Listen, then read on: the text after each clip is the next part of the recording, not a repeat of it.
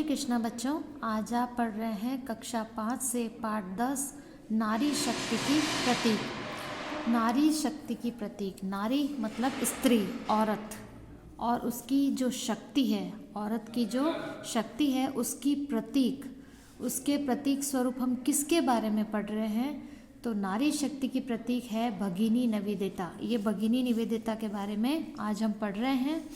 अपने देश की बहुत कुछ कर गुजरने वाली महिलाओं से हमारा इतिहास भरा पड़ा है, परंतु एक विदेशी महिला ने भारत के लिए जो कार्य किया है वह अनूठा है। अपने देश की, हमारा देश कौन सा है? हमारा देश है भारत। तो अपना देश भारत या कोई भी देश है, तो हर देश में जो उस देश के रहने वाले हैं, उस देश के रहने वाले लोग अपने देश के लिए बहुत ही काम करते हैं, बहुत कुछ कर गुजरते हैं। लेकिन उन बहुत कुछ कर गुजरने वाली महिलाओं से हमारा इतिहास भरा पड़ा है, परंतु एक विदेशी महिला ने भारत के लिए जो कार्य किया है वह अनूठा है। परंतु एक विदेशी महिला, यानी जो हमारे देश की नहीं है, विदेश में रहती है, उस महिला ने भारत के लिए जो कार्य किया वह अनूठा है। अपने देश के लिए तो सभी कुछ न कुछ बड़ा काम कर देते हैं, लेकिन जो विदेश में रहती है, दूसरे देश की है, वो हमारे भारत के लिए कुछ कार्य करे, ये बहुत बड़ी बात होती है। तो भगिनी निवेदिता स्वामी विवेकानंद से प्रभावित होकर उनके आह्वान पर भारत की महिलाओं को शिक्षित करने के लिए भारत आई थी। भगिनी निवेदिता जो हैं वो स्वामी विवेकानंद से प्रभावित होकर, किन से प्रभावित होकर? स्वामी विवेकानंद से प्रभावित होकर उनके आह्वान पर, आह्वान करना यानी विवेकानंद जी ने उन्हें आने के लिए प्रेरित किया था, आग्रह किया था। तो उनके आग्रह पर भारत की महिलाओं को शिक्षित करने के लिए भारत आई थी। उनका जन्म आयरलैंड में हुआ था। कहाँ हुआ था उनका जन्म? आयरलैंड में हुआ, परंतु उन्होंने भारत भूमि में अपनी मातृभूमि के दर्शन किए। जन्म स्थान कौन सा है उनका? आयरलैंड, पर उन्होंने भारत भूमि में अपनी मातृभूमि के दर्शन किए और भारत की बेटी बनकर स्वतंत्रता आंदोलन में क्रांतिकारी भूमिका निभाई। भगिनी निवेदिता जो है वो एक विदेशी महिला है, लेकिन इन्होंने स्वामी विवेकानंद जी के कहने पर ये भारत आई और इन्होंने भारत भूमि में अपनी मातृभूमि के दर्शन किए और भारत की बेटी बनकर स्वतंत्रता आंदोलन में क्रांतिकारी भूमिका निभाई। इन्होंने क्या किया? भारत भूमि में अपनी मातृभूमि के दर्शन किए और भारत की बेटी बनकर, किसकी बेटी बनी ये? भारत की बेटी बनकर स्वतंत्रता आंदोलन में, जो हमारा स्वतंत्रता आंदोलन हुआ था उसमें उन्होंने क्रांतिकारी की भूमिका निभाई। उनका पूरा नाम मार्गरेट एलिजाबेथ नोबेल था। भगिनी निवेदिता का पूरा नाम क्या था? मार्गरेट एलिजाबेथ नोबेल था। उनके पिता का नाम सैमुअल रिचमंड नोबेल व माँ का नाम मेरी इसाबेला था। उनका पूरा नाम क्या था? मार्गरेट एलिजाबेथ नोबेल, और उनके पिता का नाम क्या था? सैमुअल रिचमंड नोबेल, व माँ का नाम इसाबेला था। बचपन में ही इनके माता पिता का देहांत हो गया था।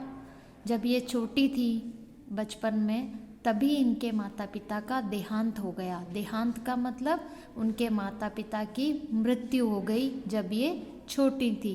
इनका लालन पालन नाना हैमिल्टन द्वारा किया गया। इनको जब ये छोटी उम्र में थी, इनके माता पिता का देहांत हो गया, तो इनका जो लालन पालन का कार्य किसके द्वारा किया गया? इनके नाना जो थे हैमिल्टन के द्वारा किया गया था। हैमिल्टन आयरलैंड के स्वतंत्रता आंदोलन के प्रमुख सूत्रधारों में से एक थे। हैमिल्टन जो थे वो आयरलैंड के स्वतंत्रता आंदोलन के प्रमुख सूत्रधारों में से एक थे। वो स्वतंत्रता आंदोलन में उनकी मुख्य भूमिका थी। मार्गरेट की शिक्षा लंदन चर्च के आवासीय विद्यालय में हुई।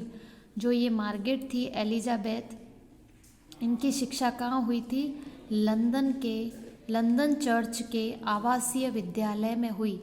आवासीय विद्यालय जहाँ पे पढ़ाई की जाती है और वहीं पे उनका आवास होता है, वहीं पे उनको रहना होता है। विद्यालय में ही कुछ आवासीय कमरे बने होते हैं जिनमें उनको रहना होता है और वहीं पढ़ाई करनी होती है, जिसको हम कहते हैं हॉस्टल में। तो मार्गरेट की शिक्षा कहाँ हुई थी? लंदन चर्च के आवासीय विद्यालय में हुई थी, वहीं हॉस्टल में हुई थी। मार्गरेट को शिक्षण का कार्य अच्छा लगता था। जो ये मार्गरेट हैं, इनको शिक्षण का कार्य अच्छा लगता था। शिक्षण मतलब पढ़ाने का कार्य अच्छा लगता था। ये आप जो चित्र देख रहे हैं, ये है एलिजाबेथ मार्गरेट। तो इनको पढ़ाने का काम अच्छा लगता था, अतः वह 17 वर्ष की उम्र में ही एक विद्यालय में पढ़ाने लगी। जब वह 17 वर्ष की थी तो 17 वर्ष की उम्र में ही वह एक विद्यालय में पढ़ाने लगी थी। वह स्वयं द्वारा विकसित पद्धति से शिक्षा दिया करती थी। वह स्वयं द्वारा विकसित पद्धति, मार्गरेट ने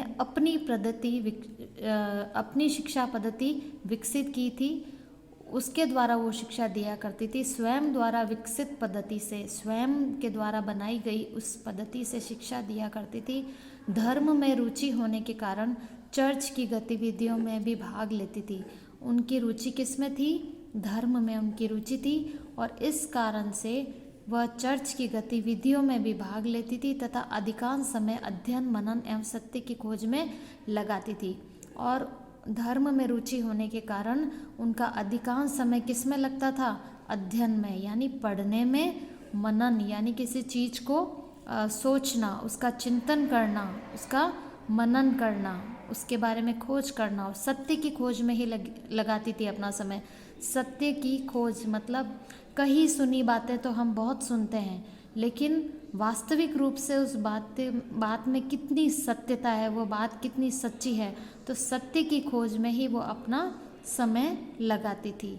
तो जो मार्गरेट थी वह, उनको पढ़ाना अच्छा लगता था, तो 17 वर्ष की उम्र में वो विद्यालय में पढ़ाने लगी थी, और वह स्वयं के द्वारा विकसित पद्धति से ही शिक्षा दिया करती थी, और धर्म में रुचि होने के कारण चर्च की गतिविधियों में भाग लेती थी, और अपना ज़्यादातर समय, अधिकांश समय मतलब ज़्यादातर समय वह अध्ययन, मनन एवं सत्य की खोज में लगाती थी।